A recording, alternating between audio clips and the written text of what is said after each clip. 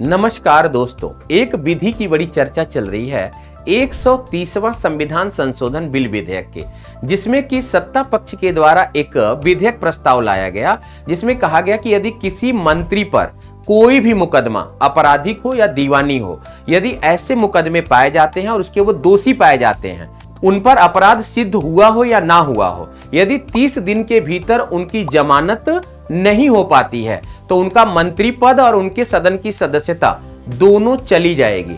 यानी मंत्री जी की भी कुर्सी अब बचने वाली नहीं है। ऐसा विधेयक प्रस्ताव पास कर दिया गया है और यह प्रस्ताव अब जेपीसी कमेटी के पास है, जो उस पर जांच कर रही हैं। अगर जेपीसी कमेटी ने अपनी सहमति दे दी तो मामला आगे बढ़ जाएगा, यानी ऐसा प्रस्ताव लागू हो जाएगा। हालांकि विपक्ष और बहुत सारे नेतागण लोग परेशान भी चल रहे हैं। कारण यह है कि आपको पता होगा कि नेताजी लोगों पर बहुत ज्यादा आपराधिक मुकदमे तो हैं ही, लेकिन यह कहा जा रहा है विपक्ष के द्वारा कि विधि का दुरुपयोग सत्ता पक्ष के द्वारा किया जा सकता है। देखिए, इसमें नाम नहीं लिया गया किसी का कि विपक्ष कौन है और सत्ता पक्ष कौन है, क्योंकि लोकतंत्र में सत्ता कभी भी किसी को भी मिल सकती है। तो कोई भी आएगा तो वो उसका दुरुपयोग करेगा। सीबीआई, ईडी आदि के छापे मरवाए जाएंगे अन्य विपक्षी दलों पर और उन विपक्षी दलों के नेताओं की सदस्यता समाप्त करवा दी जाएगी। तो भाई, आज तक विधि का दुरुपयोग होता हुआ आया है, यह भी आप अच्छे से जानते हैं कि कई विधियों का दुरुपयोग होता रहा है।